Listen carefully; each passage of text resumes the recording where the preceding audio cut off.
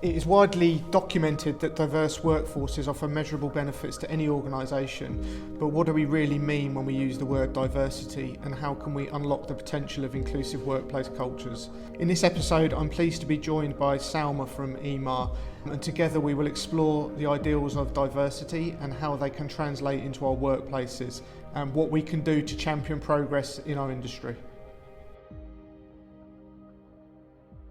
The initial idea that we were looking at was just around the business case for inclusion and diversity, and can we put a price on progress? And I know you and I have known each other for a number of years now, and we work in a what is, I would say, historically quite a undiverse industry, particularly within the Middle East region, albeit we are seeing progress. And I know you're sort of at the forefront of trying to push Emaar in terms of the diversity on sites, and we're doing a lot of construction projects with you. So, what more do you think the industry can do to sort of really push the diversity agenda, and what do you think the benefits of doing that might be?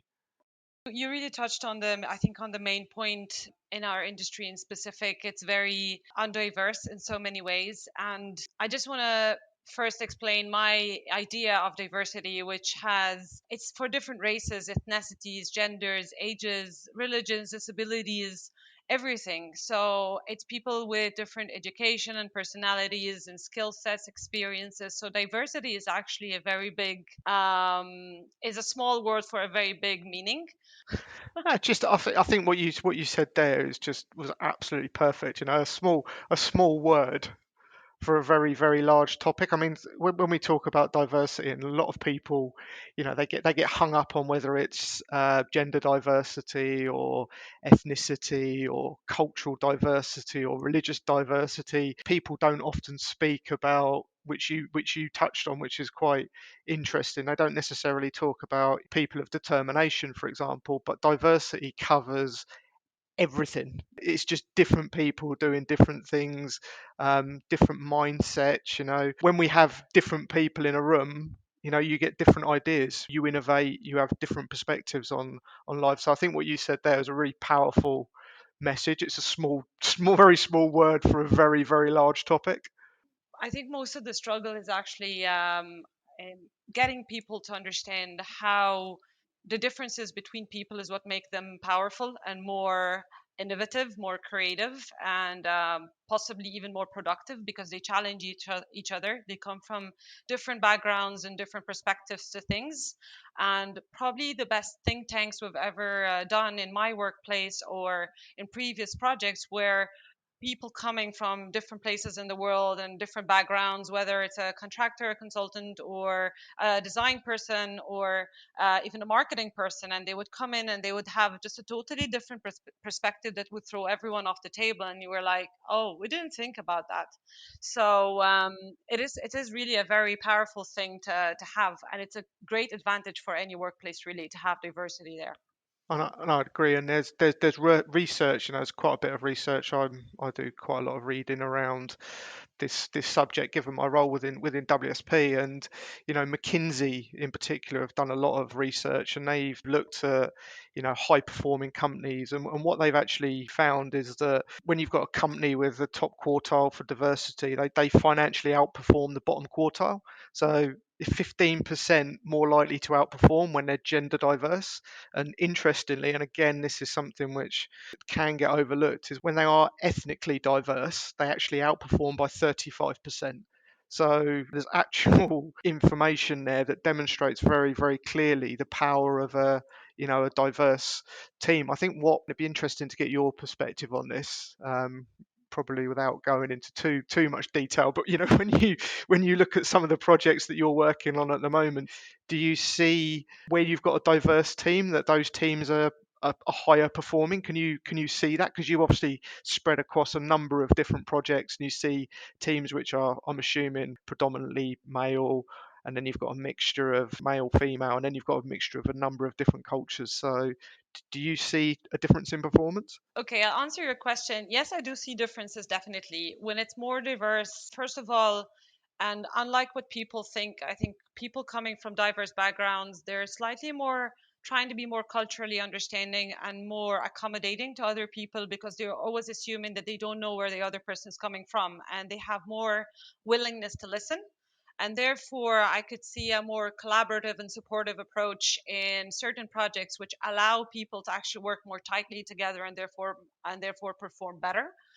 In other ways as well, projects with diverse people from backgrounds and ethnicities and gender even kind of creates a slight competitiveness as well, because every person wants to validate where they're coming from, where they have what they've learned in their countries or in their backgrounds and so on.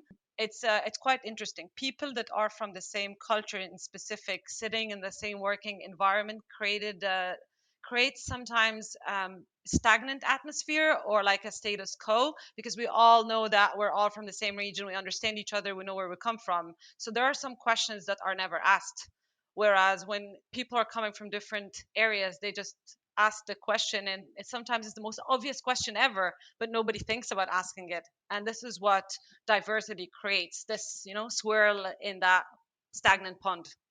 The amount of projects I've sat on where people are sat there using acronyms, for example, so you'll get acronyms, people using acronyms which will be very specific to a location or somewhere that you've been educated, and there's people in the room that have probably never asked or never That's understood always what that me. acronym is, and then you get someone from you always ask. You always ask.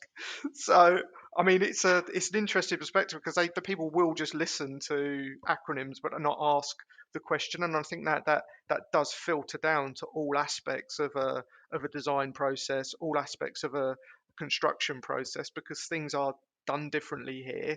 And I think because we are all from and this is what people tend to forget about this region, is whilst we've got challenges like any industry, when you go onto a site in the UAE, you are typically confronted by a multitude of different nationalities and cultures. Whilst we might be, you know, slightly behind, I think it's fair to say on gender diversity, albeit we are making strides.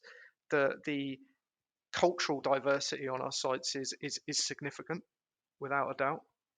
I mean, we're lucky we're living in the UAE, to be honest, because I think cultural diversity in specific is something that you just learn the minute you land in the country.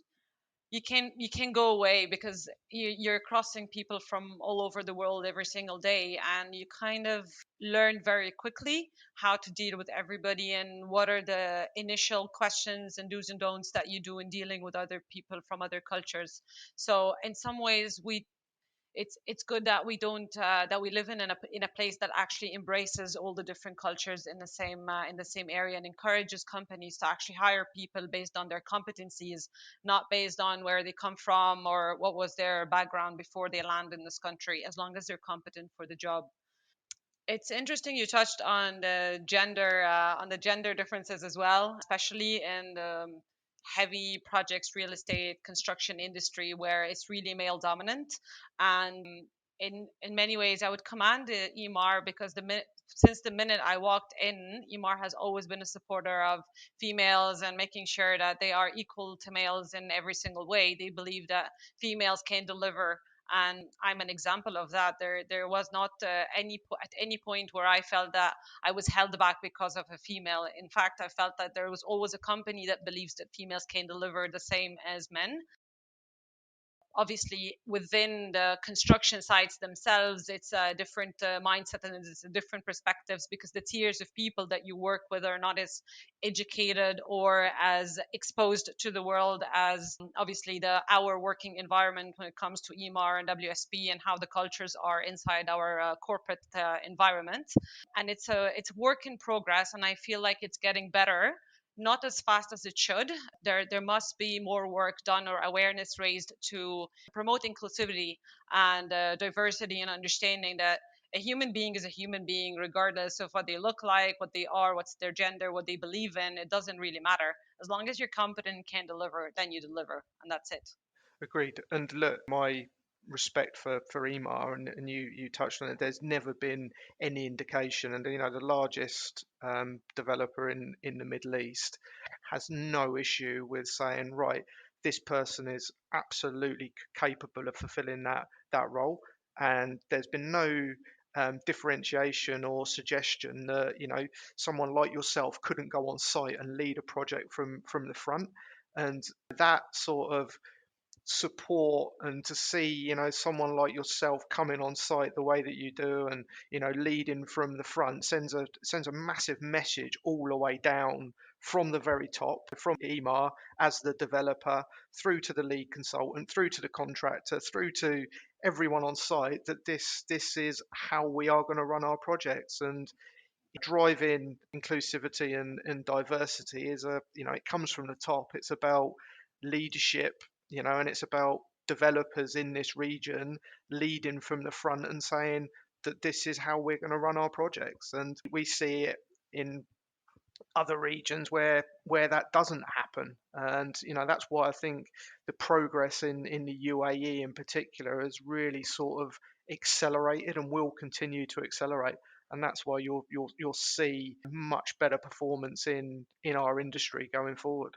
Emaar, in terms of a developer in this region, in our industry, sort of taking the lead and leading from the front in terms of diversity, sends a really powerful message to the rest of our industry. And it's a message that I'm hoping that other developers in the region will pick up on. And it does seem to be happening. Yeah, no, definitely. Emaar has always been leading specifically in this from years and years ago. There's always been belief from the leadership that inclusivity and diversity is something that everybody supports, especially for females, to be honest. Yeah, and I think it's a good point. I think from an industry perspective, when we get to a point where we're not talking about inclusivity and diversity, and people in our industry are just there based on meritocracy, then we know we've succeeded in this conversation. And that's a industry wide situation that we need to get resolved. And I do think we're making roads into that. And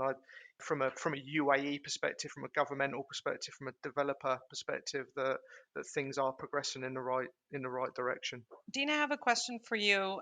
From your perspective, do companies that have higher diversity and inclusivity have higher loyalty rates from their employees, or less turnaround of employees even?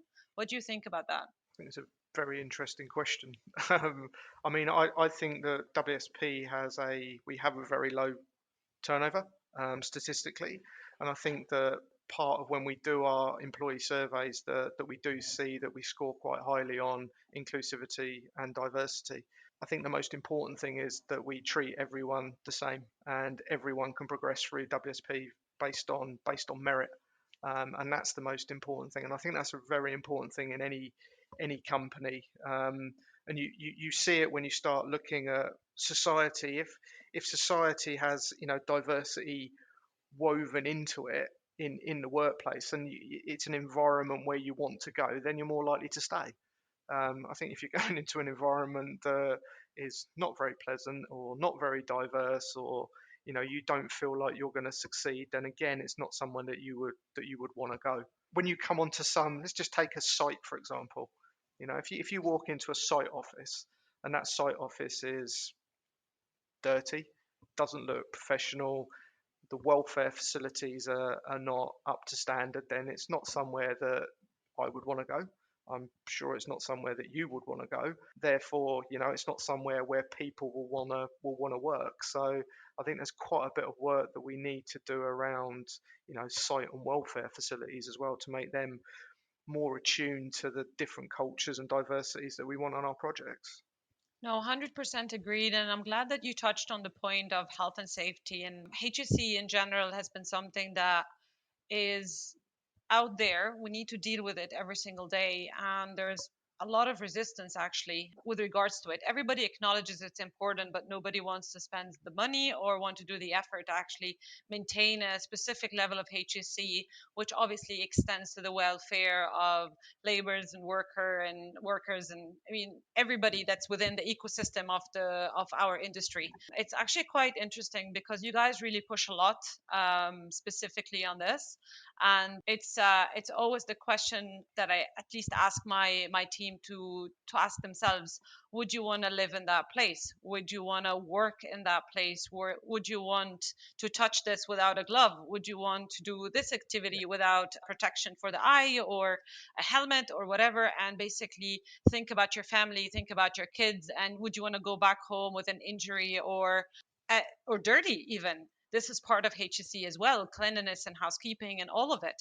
So it's quite interesting that you mentioned that, because as well, this is also another face of diversity, that that people need to put themselves on other people's shoes in the different tiers of the industry, no matter how junior or a foreman or a laborer it could be, or how senior the person is. We're all the same in terms of basic needs, cleanliness and safety.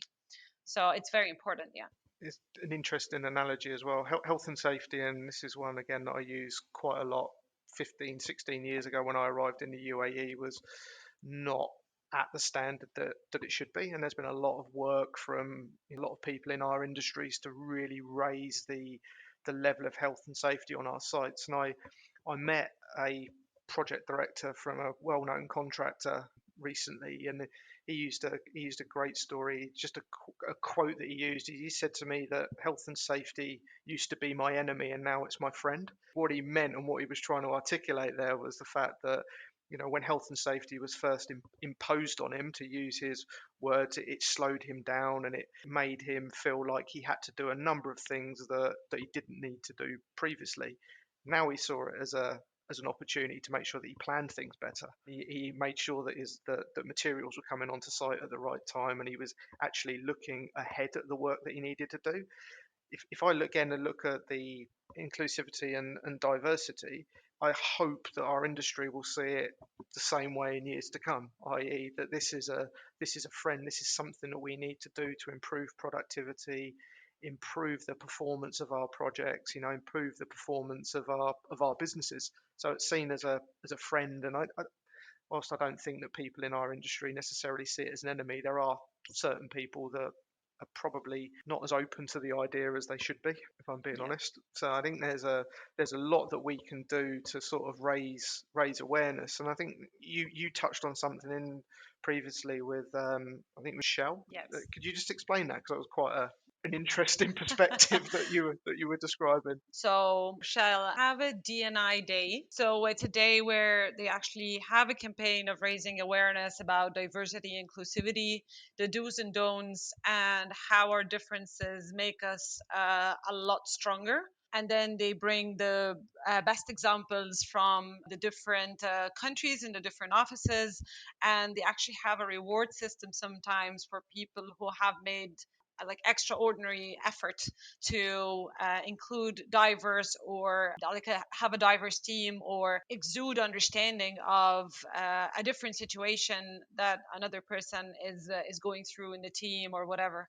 Do you think that we do enough on our projects, on our sites, to really push the inclusivity of the people that we've got working on them? Oh, that's a tough question. I don't think that we're doing enough, to be honest. I would say that obviously there's a privilege, for example, of me understanding Arabic, and therefore in some contexts where people are talking Arabic, because that's the national language of the country, of me understanding what these guys are saying. But for example, I do see in many ways that we have to bring it up consciously in certain meetings where we say, guys, please switch to English because there are other people that can't understand what we're saying. And you can see it in those little things that people are still, they don't have this as a default setting in their head. There's definitely a long way to go. In many other ways, I also see that there were good things and good practices. For example, I see part of actually practicing inclusivity is giving people voice to say whatever they think is correct within the setup. So in our sites, I do see junior engineers in client meetings where supposedly they should zip and not talk. They're actually given the opportunity to showcase what they believe is the right technical advice or the correct recommendation, even if it's against what we think we want to do. But just being given that forum and that voice to express themselves, this is also a good practice, and I consider it inclusivity as well. That we know you might know less, but it doesn't discount your opinion or your thought process. And this is definitely something that's being a good practice on site.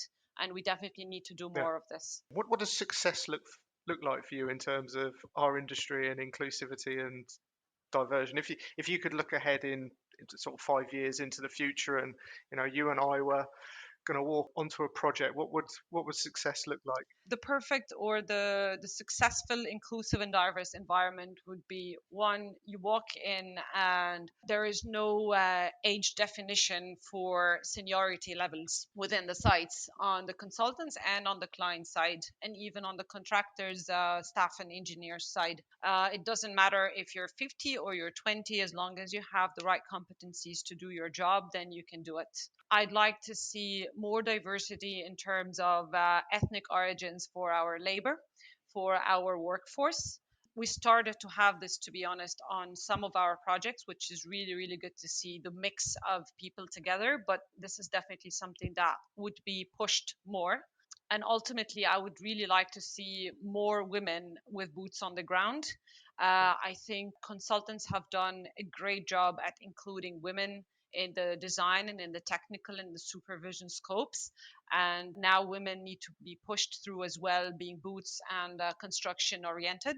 That would be really, really nice to see. So that would be probably, these are the three things that would create a successful, inclusive, and diverse environment on any project, in my Yeah, opinion. the discussion, which has been quite interesting to me, is I think we've probably covered every single type of inclusivity and diversity topic now. I think we've had age, we've had ethnicity, we've had gender, we've had culture, we've had education, and I've been in a few conversations around this subject, and you tend to get stuck on one element. Yeah. And gender's obviously quite high up the agenda at the moment. But again, it's about everything. I think we started on our journey talking about gender, and now it's inclusivity and diversity, and that's it's not just one aspect. I think the sort of the statistics from McKinsey really sort of underscore that. The more diverse and inclusive you are, the better you perform. So it's going to be interesting to see businesses and Emaar and WSP and other consultants and developers over the years, how they actually the performance changes. Do they start performing better? I think they do. I mean, I see it in my business. I mean, I've got very diverse teams which perform exceedingly well, and I've got less diverse teams which probably don't perform as well. And we're trying to say to them, these are the reasons why, because you're all, it's confirmation bias. Everyone's just agreeing to the same thing because you've all got the same opinions and you've all got the same perspectives. So I just think it's going to be an interesting 15 years look ahead, I think, No, 100% agreed. without a 100% doubt. agreed.